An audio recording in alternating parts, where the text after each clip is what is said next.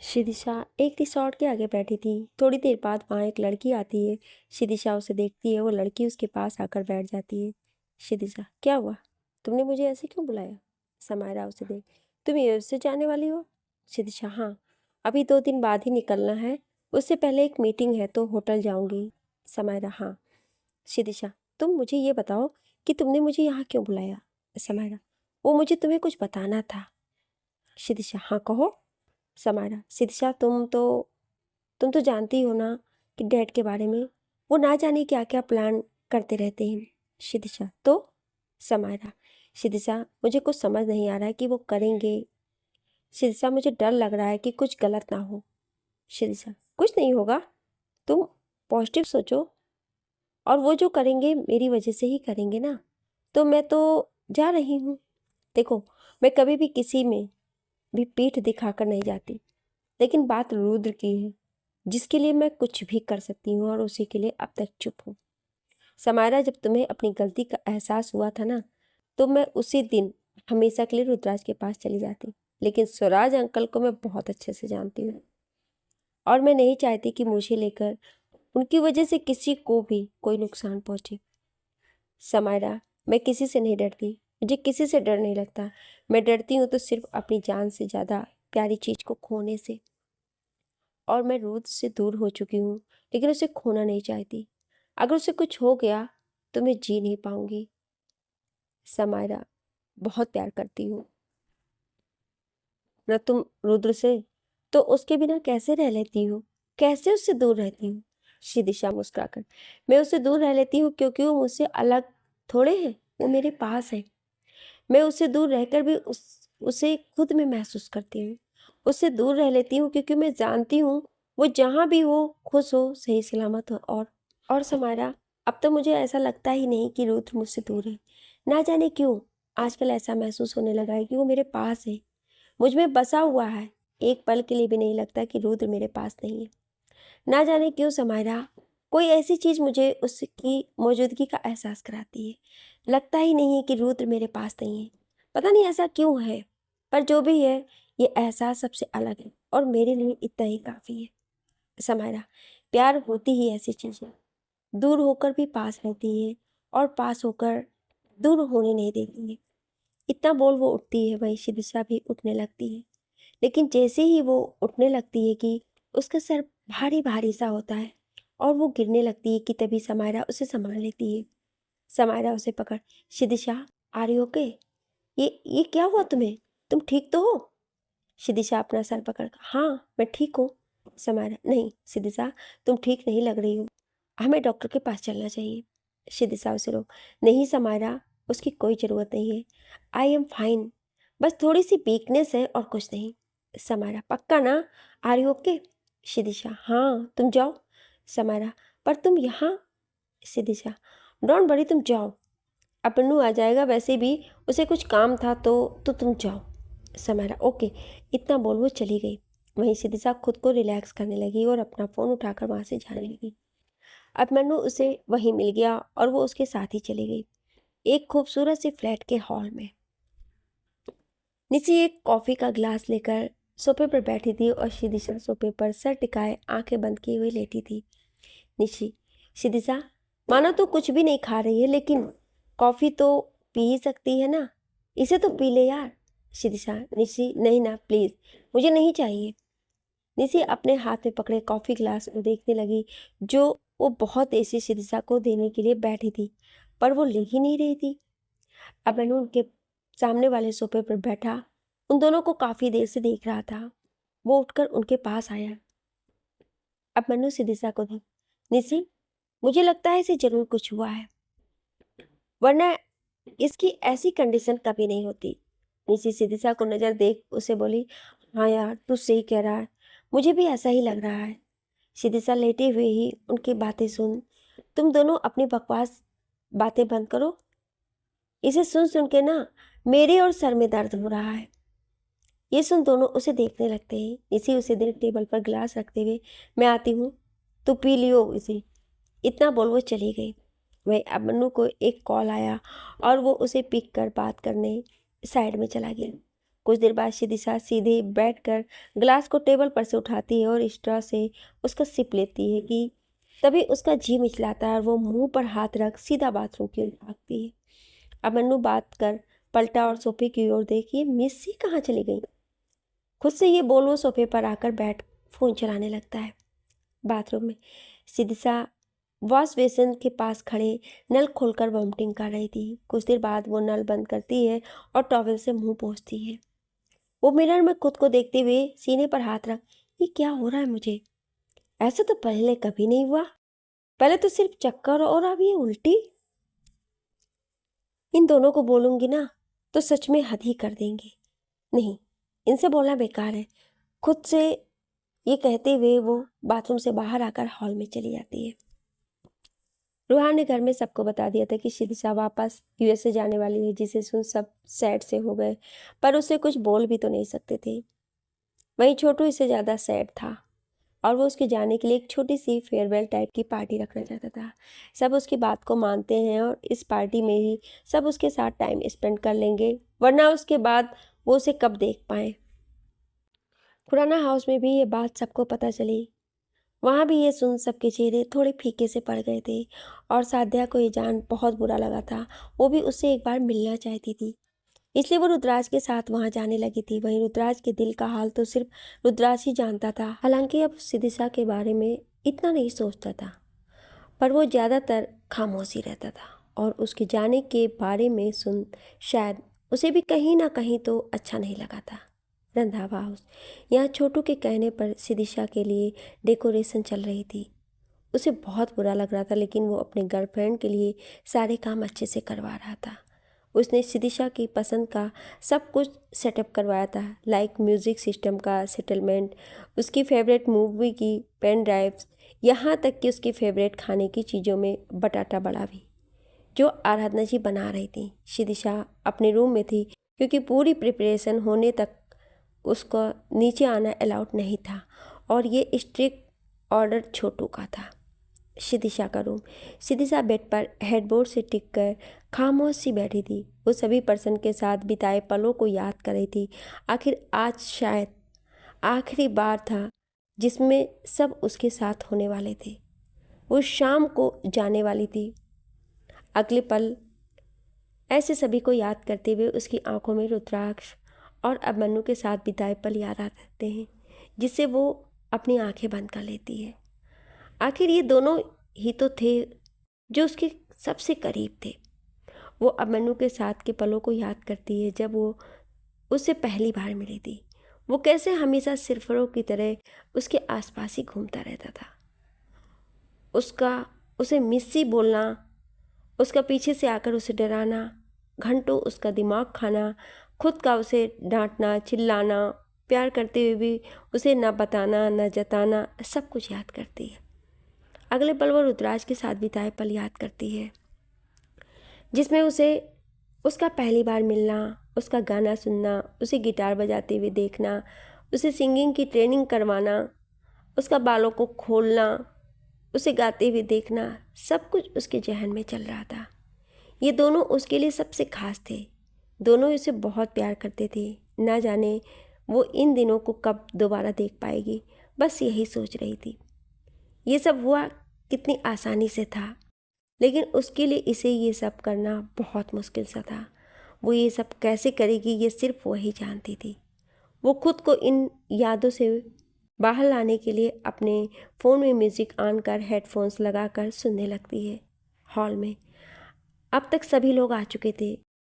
रुद्राक्ष, साध्या, रूहान, दिव्या और छोटू एक सोफे पर बैठ गए और सम्राट, नियति, समायरा, आसो, नायरा और अस्बिक एक पर बैठ गए। बाकी के बड़े लोग अलग अलग सोफे पर बैठ गए। रूहान शिदिशा को मैसेज कर आने को बोलता है।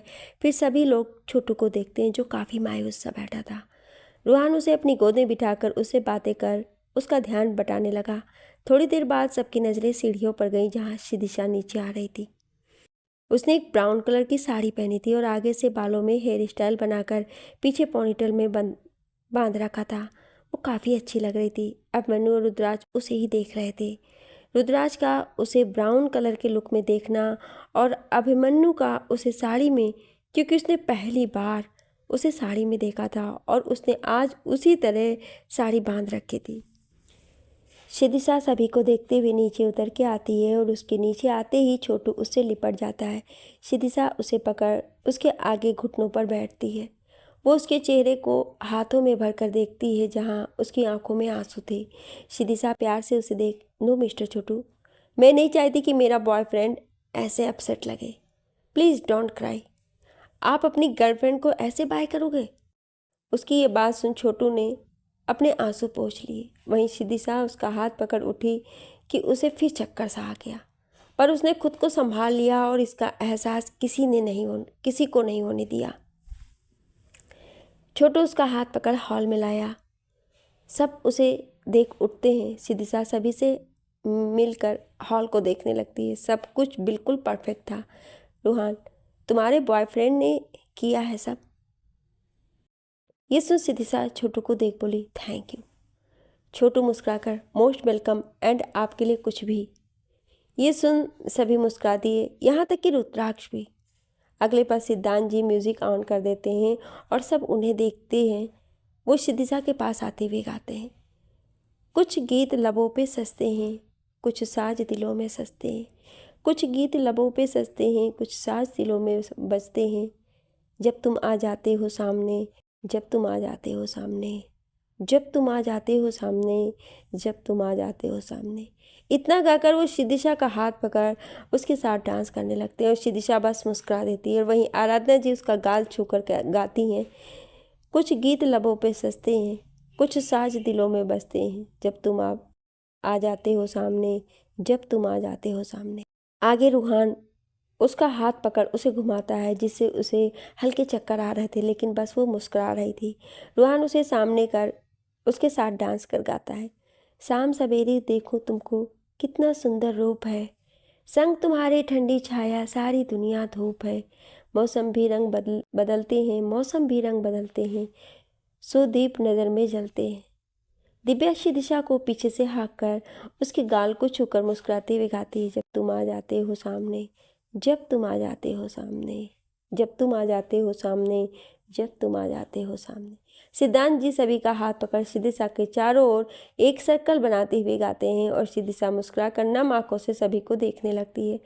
सास समंदर से भी गहरा देखो अपना प्यार है, इस घर में अब हर पल हर दिन खुशियों का त्यौहार है। वो गुजरे पल याद आते हैं, वो गुजरे पल याद आते हैं, वो बीते कल याद आते हैं। जब तुम आ जाते हो सामने, जब तुम आ जाते हो सामने, जब तुम आ जाते हो सामने, जब तुम आ जाते हो सामने। गाने के खत्म होते ही सब उसे हक कर लेते हैं। वहीं रुद्राक्ष और अबन्नू पीछे हो जाते हैं और उन्हें देखने लगते हैं। वहीं अगले पल सबको सिसकने की आवाज़ आती है।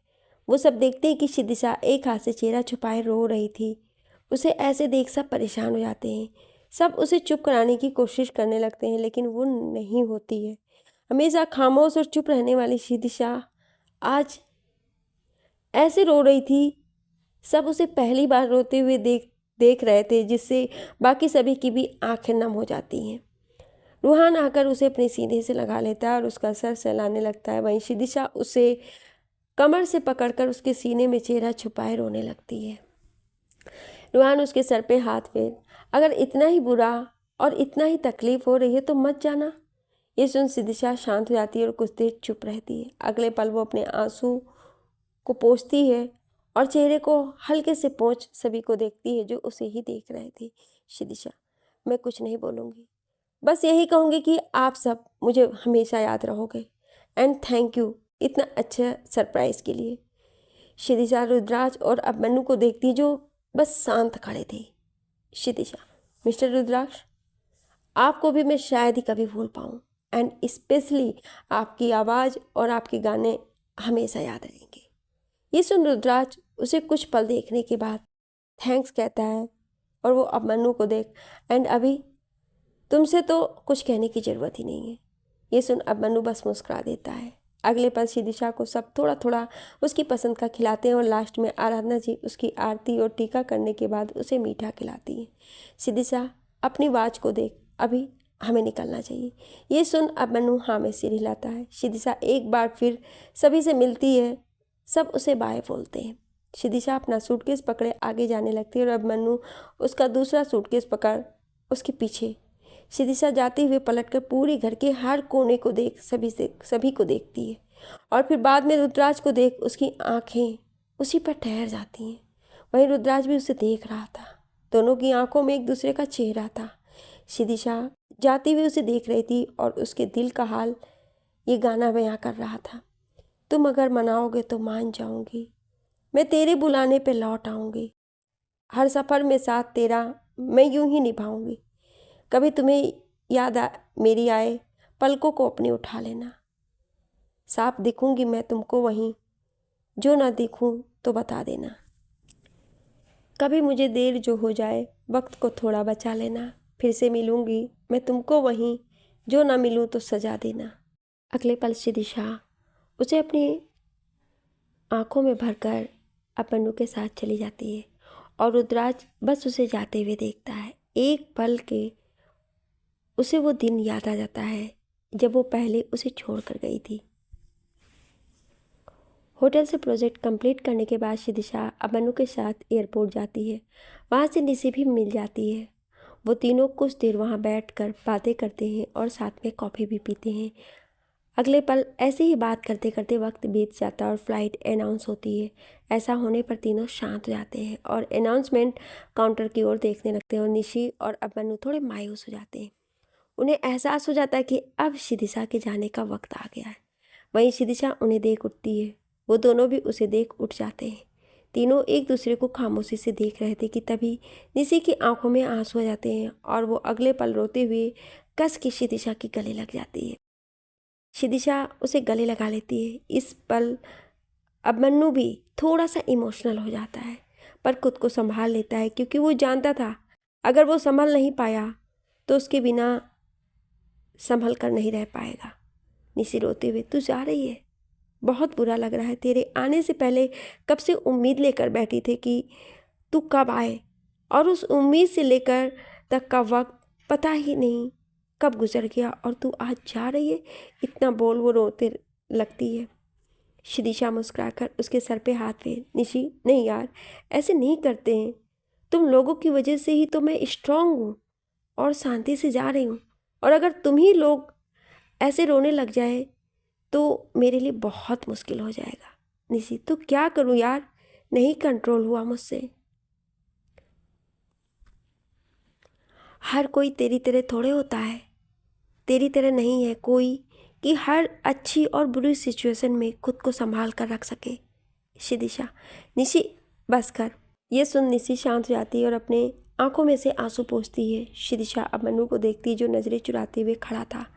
शिदिशा उसके सामने आकर, तुम्हारी तो आंखों में मैं हूँ ना, और अब जा रही हूँ तो मुझे नज़रें उठाकर देखोगे भी नहीं तुम।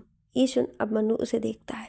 शिदिशा कुछ बोलती कि अभी उसकी बात बीच में ही काट कर, shut up, just shut up, खबरदार जो कुछ कहा तो। खुद को संभाल कर रहना सीख रहा हूँ, मेरी ट्रेनिंग खराब मत करो, समझी। शिदिशा आगे कुछ नहीं बोली और उसकी ओर बढ़कर उसके गले लगकर आंखें बंद कर लेती है। वहीं अभिमन्यु तो शायद रोना चाहता था लेकिन उसके लिए सब हार नहीं करना चाहता था। वो खुद को संभाल कर बस उसे गले लगा लेता है। थोड़ी देर बाद शिदिशा उन दोनों को देखती है और फिर अपना सूटकेस पकड़कर जाने लगती है। वो दोनों उसे हाथ से बाय करते हुए शिदिशा बस मुस्कुरा देती है। अगले पल दोनों अपनी नज़रें नीची कर खामोशी से खड़े हो जाते हैं। वहीं शिदिशा आगे जाते हुए रुक जाती है। वो आसपास देखती है तो सब उसे धुंधला धुंधला सा दिखाई देने लगता है। वहीं अभिमन्यु सर उठाकर सामने देखता है तो उसकी आंखें बड़ी हो जाती हैं। वो हैरानी से, शिदिशा, इतना बोल वो आगे की ओर भागता है। वहीं ये सुन निशी भी इधर उधर देख वहाँ से भागती है। अभिमन्यु जल्दी से आकर शिदिशा को पकड़ लेता है और शिदिशा वहीं उसकी बाहों में बेहोश हो जाती है। अभिमन्यु उसे उठाते हुए, शिदिशा, शिदिशा आंखें खोलो, ये क्या हुआ तुम्हें? शिदिशा, तुम सुन रही हो? निशी उसका गाल थपथपाकर, शिदिशा उठ, क्या हुआ तुझे? अभिमन्यु इसे हॉस्पिटल लेकर चलते हैं। ये सुन अभिमन्यु हाँ में सिर हिलाता है और उसे गोद में उठाकर कार की ओर जाता है। अब मनु सिदिशा को कार में लिटाता है और निशी उसका सर गोद में रख लेती है। वो ड्राइवर को उसका सामान भिजवाने को बोल देती है। वहीं अब मनु कार स्टार्ट कर हॉस्पिटल की ओर बढ़ा देता है। सिटी हॉस्पिटल एक वार्ड में सिदिशा एक बेड पर लेटी थी। वो हल्के हल्के होश में थी और अपना सर को दबा रही थी। एक डॉक्टर सिदिशा का चेकअप कर रही थी। अब मनु और निशी परेशानी से सिदिशा को देख रहे थे और डॉक्टर के बोलने पर वेट कर रहे थे। डॉक्टर उन दोनों को देख स्टेथोस्कोप निकाल कर, आप दोनों का इनसे क्या रिलेशन है? निशी, हम फ्रेंड हैं इसके। डॉक्टर अभी को देखकर, और आप भी? अब मनु, यस डॉक्टर। डॉक्टर, तो फिर इनके हस्बैंड कौन है और वो कहाँ है? ये सुन अब मनु और निशी एक दूसरे को कन्फ्यूजन में देख डॉक्टर को देखने लगे। वहीं सिदिशा अपना सर पकड़े हुए बैठकर, क्या हुआ डॉक्टर, आप ये क्यों पूछ रही हो? अब मनु, हाँ, व्हाट दिस रीज़न, एंड आप ये बताएं कि इसे क्या हुआ है? डॉक्टर कुछ सोचकर सिदिशा को देख, क्या आपको पता है कि आप प्रेग्नेंट हैं? ये सुन सिदिशा सोच ही पड़ गई और अब मनु और निशी हैरानी से उसे देखने लगे। सिदिशा डॉक्टर को देख, आप ये क्या कहे? डॉक्टर, देखिए, मैं एक डॉक्टर हूँ और आपका चेकअप करने के बाद ही ऐसा बोल रही हूँ कि आप माँ बनने वाली हैं, इसलिए मैंने आपके हस्बैंड के बारे में पूछा। निशी सिदिशा के पास बैठ जाती है। वहीं ये सुन तो अबनु का दिल अंदर से टूट जाता है। वहीं सिदिशा अपने पेट पर हाथ रख उसे होटल वाली रात के बारे में याद करती है, जब वो और रुद्राक्ष एक दूसरे के बेहद करीब आ चुके थे। ये सब सोच वो अपनी आंखें बंद कर लेती है और उसके आंसू गालों पर बह जाते हैं। डॉक्टर सुनिए, मैं ऐसे बोलना तो नहीं चाहती, आप पर क्या बीतेगी मैं समझ सकती हूँ, इसलिए मैं आपसे और आपके हस्बैंड से आपके बेबी के बारे में बात करना चाहती थी। सिदिशा डॉक्टर को दे, क्या हुआ डॉक्टर, आप क्या बोलना चाहती हैं मेरे और मेरे बेबी के बारे में, क्या कुछ? डॉक्टर, देखिए मिस सिदिशा, आपकी प्रेगनेंसी बहुत कॉम्प्लिकेटेड है, इतनी कि ये आपके लिए रिस्की हो सकता है, इसमें आपकी जान को भी खतरा हो सकता है। ये सुन निशी और अबनु हैरानी से डॉक्टर को देखने लगते हैं। डॉक्टर, सिदिशा, मुझे कहना तो नहीं चाहिए, लेकिन आप अपना बेबी बॉर्न ना करें तो बेटर होगा, आपको एबॉर्शन ही करवा लेना चाहिए। ये सुन सिदिशा हैरानी से डॉक्टर को देखने लगती है। वो अपने पेट पर हाथ रख लेती है और घबराते हुए डरने लगती है। वो डरते हुए बोलती है, नहीं नहीं नहीं नहीं, मैं ये नहीं कर सकती, मैं ऐसा नहीं कर सकती। निशी उसके कंधे पर हाथ रख, सिदिशा सिदिशा संभाल अपने आप को। सिदिशा नम आंखों से, नहीं निशी नहीं, मैं ये नहीं कर सकती, ये मेरा बेबी है, मैं इससे एक तरह से सब कुछ खो चुकी हूँ, रुद्र को खोकर मैं सब कुछ खो चुकी हूँ, मैं ये नहीं खो सकती, ये उसकी निशानी को नहीं खो सकती, हमारे प्यार की निशानी को नहीं खो सकती। इतना बोल वो रोने लगती है। वहीं निशी उसे गले लगा के चुप कराने लगती है। डॉक्टर, सिदिशा, मैं समझ सकती हूँ, बट प्लीज़ अंडरस्टैंड, आपको अभी कोई प्रॉब्लम नहीं होगी, लेकिन डिलीवरी के टाइम बहुत कॉम्प्लिकेशन आ सकती है और ऐसा भी टाइम आ जाए कि माँ और बच्चे में से किसी एक को बचाना पड़े। सिदिशा ये सुन सोचने लगी और फिर डॉक्टर को देख, डॉक्टर, आपने अभी कहा ना कि मुझे अभी कोई प्रॉब्लम नहीं होगी, डिलीवरी के टाइम ही ना, और हम माँ और बच्चे में से एक को बचा सकते हैं ना, तो मतलब मैं इसे जन्म दे सकती हूँ ना? डॉक्टर उसकी ये बात सुन समझ नहीं पाती कि क्या कहे। वहीं सिदिशा, बोलिए ना डॉक्टर, मैं इसे जन्म तो दे सकती हूँ, बोलिए। डॉक्टर, हाँ, पर आप? सिदिशा मुस्कुराकर, मैं ही ना, मुझे मेरी ज़िंदगी का कोई अफसोस नहीं है, क्योंकि जो मेरी ज़िंदगी है वो तो मेरे साथ है ही नहीं, तो मैं जीकर क्या करूँगी? मेरा बच्चा इस दुनिया में सही सलामत आ जाए, मुझे और कुछ नहीं चाहिए, कुछ नहीं चाहिए। इतना बोलो निशी के गले लग जाती है। डॉक्टर उठते हुए, ओके, इट्स योर चॉइस, मैं इनको नहीं समझा सकती, हर माँ अपने बच्चे के लिए कुछ भी कर सकती है, फिर चाहे वो उसके दुनिया में आने की बात करे या उसके दुनिया में आने से पहले, क्योंकि माँ बनना दुनिया का सबसे खूबसूरत एहसास होता है। ओके, तो मैं इनकी मेडिसिन के बारे में बताती हूँ और बाकी डेली का रूटीन भी। निशी हाँ में सर हिलाती, वहीं डॉक्टर वहाँ से चली जाती हैं। निशी ने सामने देखा जहाँ अबनु नहीं था, वो डॉक्टर के जाने के बाद ही चला गया था। निशी भी अबनु का पेन समझ सकती थी। वहीं निशी शिदिशा को देखती है जो अभी भी रोए जा रही थी। वो उसके सर पर हाथ फेर उसे चुप कराने लगती है। निशी उसे चुप कराती हुई, शिदिशा बस कर, मत रो। ऐसी हालत में इतना स्ट्रेस और रोना सही नहीं है। तेरे बच्चे पर भी इसका इफेक्ट होगा। उसकी ये बात सुन शिदिशा चुप हो गई। निशी उसके आंसू पोंछ गए। शिदिशा, तू श्योर है ना? तू सच में ऐसी कॉम्प्लिकेशन के साथ इस बच्चे को? शिदिशा, चाहे कुछ भी हो, मैं मेरे बेबी के लिए कुछ भी करने के लिए तैयार हूँ। कैसी भी कंडीशंस को फेस करने के लिए तैयार हूँ। मैं इसे खो नहीं सकती, चाहे इसके लिए मेरी जान ही क्यों ना चली जाए। ये सुन निशी उसे गले लगाकर, ऐसा मत बोल यार प्लीज़। शिदिशा कुछ नहीं बोली और उन सभी मोमेंट को याद करने लगी कि क्यों उसे अब के टाइम में रुद्र के होने का एहसास होता था, क्योंकि उसकी निशानी खुद उसमें थी। कुछ देर बाद निशी चली जाती है। वहीं शिदिशा अपने पेट पर हाथ रखकर कहने लगी, आई एम सॉरी बेबी, पर मम्मा को ऐसा करना होगा। आपके आने के बाद भले ही मम्मा आपके पास नहीं होगी, पर आपके आने तक अगर कोई आपके सबसे पास होगा तो सिर्फ आपकी मम्मा। अब से मम्मा सिर्फ आपको फील करेंगी, सिर्फ आपके साथ रहेंगी। मम्मा जब तक जिंदा है ना, तब तक सिर्फ आपके लिए जिएगी। आपके पापा को नहीं पता, लेकिन पता चल जाएगा, पर मम्मा उन्हें अभी वो सब नहीं बता सकती है। आप जब आ जाओगे ना, तो सबसे पहले सिर्फ आपके पापा ही आपको गोद में लेंगे और तभी उन्हें पता चलेगा। तब तक के लिए सिर्फ मम्मा और सिर्फ आप। इतना बोलते हुए खुद में ही मुस्कुराने लगी और उसे महसूस करने लगी। 1 घंटे बाद अब मन्नू एक जगह दीवार से सर टिकाकर आंखें बंद किए खड़ा था कि तभी वहाँ वही डॉक्टर आती हैं। अब मन्नू उन्हें देखता है। डॉक्टर एक पेपर को देख बोलती हुई, सुनिए, उन्होंने ऐसी कंडीशन में ये डिसीजन लिया तो है, ओके, बट उन्हें अपना बहुत ध्यान रखना होगा। वो काफ़ी वीक भी हैं। उन्हें अपने डेली रूटीन को कंटिन्यू करना होगा, लाइक खाने का, पीने का, एक्सरसाइज, रेस्ट लेना और हैप्पी रहना। एंड सबसे इम्पॉर्टेंट, उन्हें किसी भी तरह का कोई स्ट्रेस नहीं लेना है। इसका इफ़ेक्ट उनके बेबी पर भी हो सकता है। अब मन्नू उनकी बातें बहुत ध्यान से सुन रहा था। उनके कहे एक एक शब्द को अच्छे से लर्न कर रहा था और ये सब शिदिशा को लेकर था, तो उसका पूरा फोकस था। अपनी बात कहकर, डॉक्टर अंडरस्टैंड? अब मन्नू हाँ में सिर हिला देता है। डॉक्टर फिर वो पेपर उसके हाथ में देकर, ये उनकी मेडिसिन है जो आपको उन्हें डेली टाइम पर देनी है। मैंने टाइम टेबल लिखा हुआ है, या आप मेडिकल स्टोर से ले लीजिए। अब मन्नू वो पेपर उनसे ले लेता है। वो डॉक्टर उसे देख, वैसे आपसे एक बात पूछूं?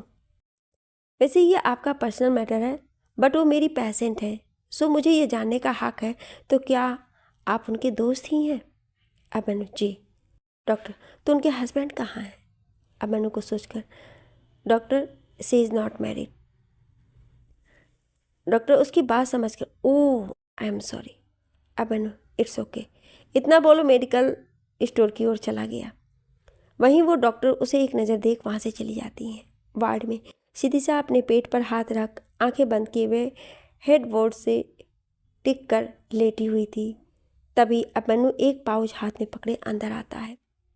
शिदिशा उसे देख उठ जाती है, पर अगले पल उसे एहसास होता है कि इन सब बातों का इफेक्ट अब मन्नू पर जरूर हुआ है। अब मन्नू उसे बिना देखे, मेरी डॉक्टर से बात हुई है, तुम्हें अपना बहुत ध्यान रखना है, खाने पीने से लेकर हर चीज़ का, और स्ट्रेस बिल्कुल भी नहीं रहना है, सिर्फ खुश रहना है, वो भी इसके लिए। और ये तुम्हारी मेडिसिन का पाउच है। सो शिदिशा बस खामोशी से उसकी बातें सुनते हुए एक टक उसे देख रही थी। वहीं अब मन्नू पाउच वहाँ रख कर जाने लगा और मुड़ा। तभी शिदिशा पीछे से, अभी। ये सुन अब मन्नू वहीं रुक गया, पर कुछ बोला नहीं और वैसे ही खड़ा रहा। शिदिशा, आई एम सॉरी। अब मन्नू उसे बिना देखे, किस लिए? क्या गलती है तुम्हारी? शिदिशा, नाराज हो? अब मन्नू, तुमने किया क्या है जो तुमसे मैं नाराज हूँ? अगर होना भी चाहूँ तो तुमसे नाराज नहीं हो सकती। शिदिशा, बिल्कुल भी नाराज नहीं हो कि मेरी तरफ देख भी नहीं रहे हो तुम? अब मन्नू, मैं देख के बात करूँ या बिना देखे क्या फ़र्क पड़ता है, बात ही तो करनी है। शिदिशा, अभी। अब मन्नू, शिदिशा बस, मैं तुमसे दूर नहीं जा रहा हूँ और ना ही दूर भाग रहा हूँ। मुझे बस वक्त दो खुद को नॉर्मल होने के लिए, मैं अपने आप वापस आ जाऊँगा। एंड सारी बातों को अपने दिमाग से निकाल दो और जो आने वाला है उस पर ध्यान दो। बाय, ध्यान रखो अपना और इसका भी। इतना बोलो वहाँ से चला गया। वहीं सिद्धिसा उसे जाते हुए देखती रही। वो खुद से बोली, आई एम सॉरी अभी, आई एम सॉरी। बहुत हर्ट किया है ना मैंने तुम्हें, पर मैं क्या करूँ, ये किस्मत हमेशा अच्छे लोगों के साथ ही बुरा क्यों करती है। अब चाहे कुछ भी तुम और हर्ट नहीं होगे, मैं तुम्हारे लिए एक बेटर पार्टनर ढूंढ कर ही रहूँगी, ये मेरा वादा है तुमसे। रुद्राज अपने कमरे में सोया हुआ था, पर नींद में उसके चेहरे पर परेशानी छाई हुई थी। वो परेशान सा हो रहा था। धीरे धीरे उसे पसीने आने लगे। अगले पल उठकर वो जोर से चिल्लाती हुई, सिद्धि, इतना बोल वो अपने सीने पर हाथ फेरने लगता है। वो हैरानी से इधर उधर देखता है। उसने कोई बुरा सपना देखा शायद सिद्धिसा को लेकर। वो जल्दी से अपने बेड साइड ड्रॉर में से वही लॉकेट को निकाल कर अपने हाथ में कसकर पकड़कर उसे अपने सीने पर रख कर आँखें बंद कर लेता है। थोड़ी देर बाद वो बेचैनी से बोला, मुझे कुछ ठीक नहीं लग रहा है। मुझे ऐसा क्यों लग रहा है कि सिद्धि ठीक नहीं है। वो किसी मुसीबत में है। मुझे देखना होगा, पर कैसे पता करूं। लेकिन वो तो जा चुकी है ना। पर मेरा दिल इतना बेचैन क्यों है।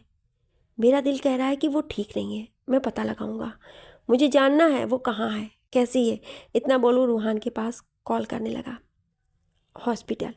निशी सिद्धिसा के लिए कुछ खाने को लेकर आती है और जैसे ही सामने देख उसकी आंखें हैरानी से बड़ी हो जाती हैं। वो आगे आकर, सिद्धिसा, इतना बोलो बाथरूम में चेक करने लगी और पूरे वार्ड में, लेकिन सिद्धिसा कहीं भी नहीं थी।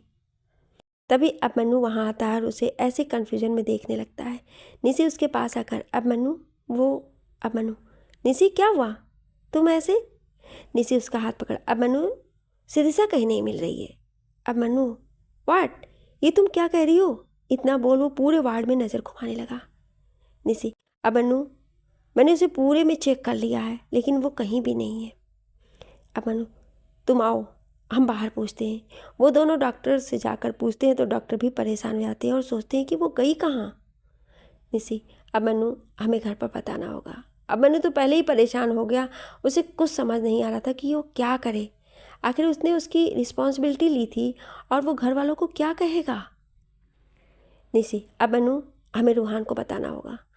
अब वही कुछ कर सकते हैं। अभिमन्यु सिर्फ हाँ में सिर हिलाता है और अपने आदमियों और गार्ड्स को भी ड्यूटी सौंप देता है। वहीं निशी रूहान को कॉल करती है। 1 घंटे बाद रंधावा हाउस। यहाँ हॉल में सब लोग खड़े थे। रूहान चेहरे पर परेशानी छाई हुई थी। वहीं रूहान फ़ोन पे बात करते हुए गुस्से से इधर उधर घूम रहा था। रूहान स्ट्रिक्टली, चाहे कुछ भी हो जाए, तुम लोग उसे ढूंढ कर ही रहोगे। ज़मीन आसमान एक कर दो, हर जगह ढूंढो, पूरे मुंबई को बंद करवा दो, आने का और जाने का रास्ता सब सील करवा दो, पर उसे ढूंढो। मुझे मेरी बहन सही सलामत मेरे सामने चाहिए। फ़ोन पर आदमी, यस सर। इतना बोल फ़ोन कट हो गया। वहीं रूहान ने फ़ोन सोफे पर फेंक दिया और रुद्राक्ष और अभिमन्यु को देख, हम तीनों को अभी निकलना होगा। और सम्राट, अश्विक, जीजू, आप लोग प्लीज़ यहाँ घर पर। वो दोनों हाँ में सिर हिलाते हैं। रूहान दिव्या को देखता है जो पलके झपका देती है, मीन वो संभाल लेगी। वहीं अभिमन्यु, रुद्राक्ष और रूहान वहाँ से निकल जाते हैं। रुद्राक्ष के चेहरे पर कुछ नहीं दिख रहा था, लेकिन सबसे ज़्यादा परेशान और डरा हुआ सिद्धिसा के लिए कोई था तो सिर्फ रुद्राक्ष। वो रूहान से भी ज़्यादा परेशान था। खुराना हाउस। साध्या परेशानी से इधर उधर घूम रही थी। वहीं नियत भी स्ट्रेस लग रही थी। आखिर वो दोनों भी ये न्यूज़ सुनकर शॉक्ड और परेशान थी। वहीं आसो, समायरा अपने फ़ोन पर लगे थे। वो भी सिद्धिसा के लिए स्ट्रेस थे। तभी समायरा सोफे पर बैठ जाती है और उसकी आंखों से आंसू बह जाते हैं। उसे ऐसे देख साध्या, नियति और आसो उसके पास आकर पूछने लगते हैं। वहीं समायरा बोलने लगी, ये सब मेरी वजह से हुआ है, सब मेरी गलती है। ना ही मैं उससे मिलने जाती, ना ही वो लोग मेरा पीछा करते हुए सिद्धिसा तक पहुँचते। साध्या, ये आप क्या कह रही हो, हमें कुछ समझ नहीं आ रहा है। नियति, हाँ दी, क्या हुआ, क्या आप जानती हो कि सिद्धिसा दी कहाँ है। समायरा रोती हूँ, मैं जानती हूँ, पर हम वहाँ चाहकर भी नहीं जा सकते हैं। साध्या, क्या। समायरा, हाँ, डैड ने उसे एक सीक्रेट जगह पर रखा है। साध्या, डैड, पर आपने कहा था कि आपके डैड। ये सुन समायरा चुप हो गई और सोचने लगी कि वो क्या बोल गई। वहीं आसो और नियत भी कन्फ्यूजन में उसे देखने लगते हैं। साध्या, क्या हुआ, आप चुप क्यों हैं, बोलिए ना, और बताइए कि सिद्धिसा कहाँ है, कहाँ है वो। ये सुन समायरा उसे देखने लगी और वो डिसाइड करती कि आज उसे साध्या को सब सच बताना होगा।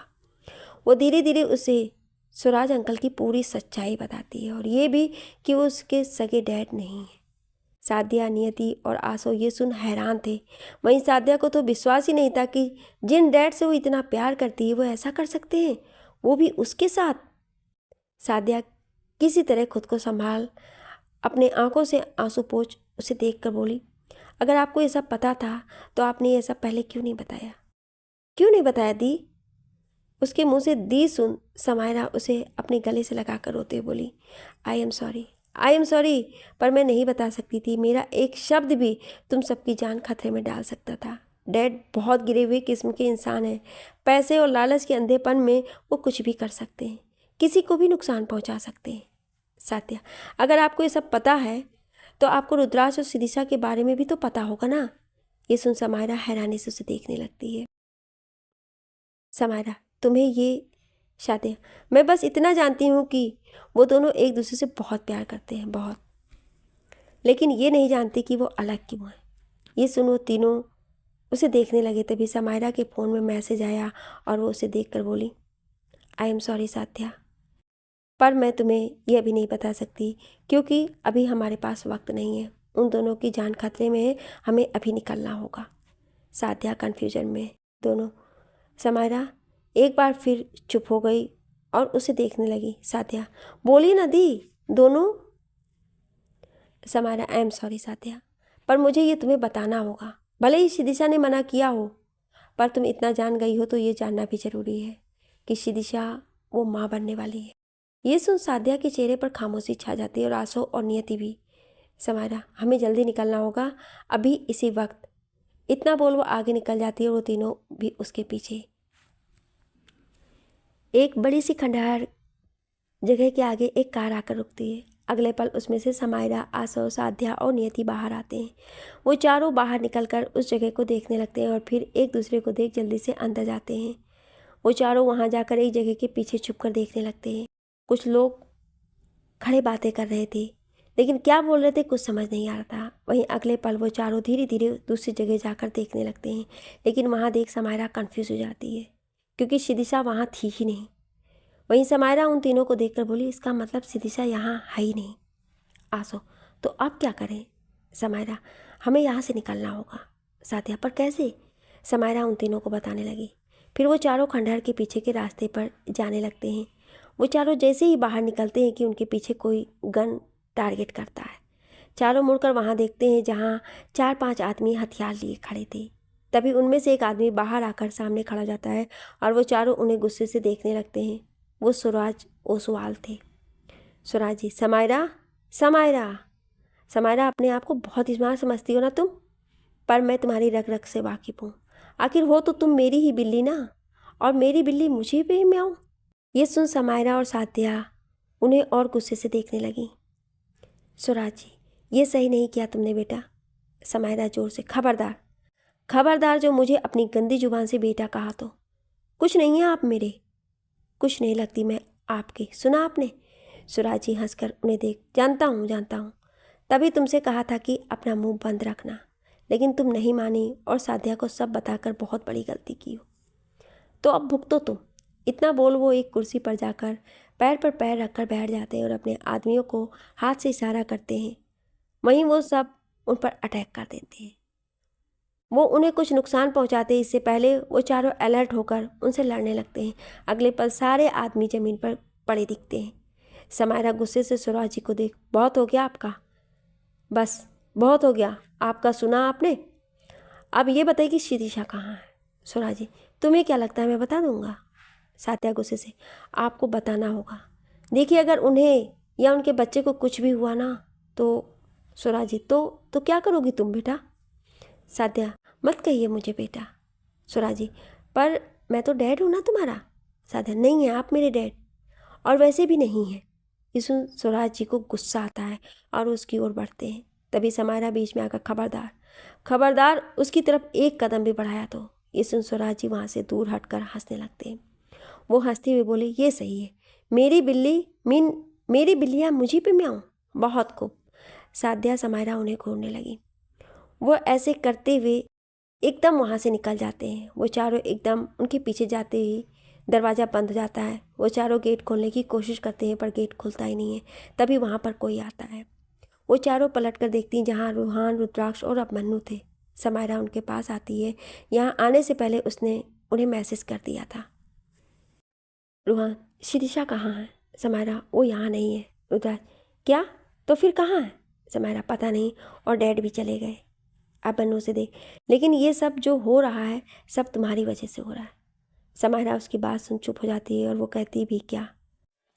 अभिमन्यु, 3 साल पहले ना तुम वो गलती करती और ना ही ऐसा होता। आसो। अभिमन्यु, बस अब तो सब पता है ना, और उसे अपनी गलती का एहसास है। अभिमन्यु, अब है ना भाई, लेकिन इसका क्या फ़ायदा? इसकी वजह से ही शिदिशा को कितनी चोट पहुंची है। अगर ये वो सब ना करती तो रुद्राक्ष और शिदिशा कभी ऐसे दूर ही नहीं होते। ये सुन रुद्राक्ष उसे देखने लगा और सात्या भी वहीं। अभिमन्यु को एहसास होता है कि वो क्या बोल गया। तभी रुद्राक्ष उसके सामने आकर, क्या कहा तुमने? शिदिशा और मैं? मतलब तुम जानते हो? तुम जानते हो? अभिमन्यु, हाँ जानता हूँ। रुद्राक्ष, तो क्या हुआ था, प्लीज़ बताओ मुझे। सात्या, तुम्हें सब पता है फिर भी तुम चुप थे, क्यों? पर आज तुम्हें बताना ही होगा, जवाब दो। अभिमन्यु शांति से सबको देखने लगता है और फिर रिलैक्स होकर सब कुछ बताने लगता है। अपनी बात कहकर वो रुद्राक्ष को देखने लगता है। वहीं रुद्राक्ष सब जानकर अंदर से टूट जाता है। वो सोचता है कि क्यों वो उसे समझ नहीं पाया। ये सब सोचते हुए वो वहाँ रखी एक टेबल पर दोनों हाथ टिकाकर नीचे सर कर लेता है। उसकी आंखों में आंसू थे। तभी सात्या उसके कंधे पर हाथ रख, रुद्राक्ष प्लीज़ संभालो खुद को। रुद्राक्ष, कैसे संभालूँ यार, मैं कैसे संभालूँ? मैं हमेशा समझता था कि मैं दर्द में तकलीफ़ में हूँ, लेकिन वो उसका दर्द और तकलीफ़ के आगे मेरा कुछ नहीं है। वो कितना कुछ सहती रही और मैं देख भी नहीं पाया। वो इतना दर्द और तकलीफ़ में थी, मैं समझ नहीं पाया उसे, उल्टा उसे गलत समझता रहा था। सात्या, मैं उससे नफ़रत तक करने लगा था। उसके इतने सच्चे प्यार को मैं समझ ही नहीं पाया, क्यों?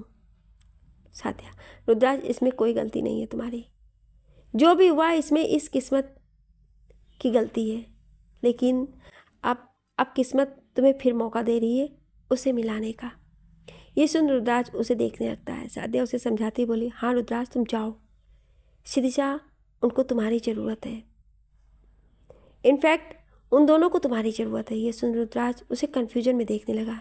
सात्या, रुद्राक्ष, शिदिशा वो माँ बनने वाली है। ये सुन रुद्राक्ष और रूहान हैरानी से उन्हें देखने लगते हैं। रुद्राक्ष, क्या कहा तुमने?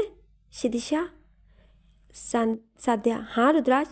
इतना बोल वो अपने हाथ में से एक अंगूठी को निकाल कर बोली, ये सिर्फ उसके हाथ में होनी चाहिए जिसका नाम तुम्हारे दिल पर लिखा है। ये सिर्फ शिदिशा की ही है और तुम भी सिर्फ शिदिशा के ही हो। इतना बोल वो उस रिंग को रुद्राक्ष के हाथ में दे देती है।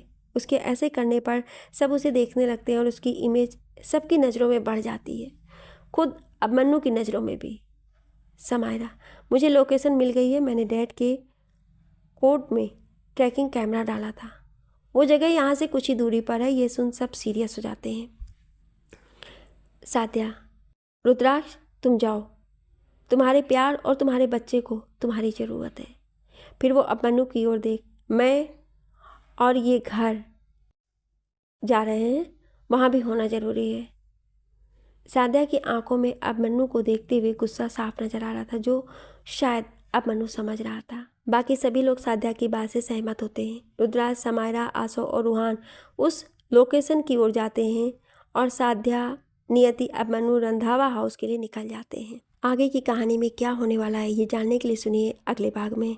अगर आप अगला भाग सुनना चाहते हैं तो कमेंट बॉक्स में यस जरूर लिखिएगा। अगर कहानी आपको दिल से पसंद आई हो तो इसे अपने दोस्तों और ग्रुप्स में शेयर करें ताकि वो भी इस कहानी का मज़ा ले सकें। और अगर आप हमारे चैनल पर नए हैं तो सब्सक्राइब करना बिल्कुल ना भूलें, क्योंकि आगे आने वाली कहानियाँ होंगी और भी रोमांचक, दिल छू लेने वाली और यादगार। आपका एक छोटा सा कमेंट और प्यार हमें अगला एपिसोड लाने की हिम्मत देता है। Thank you.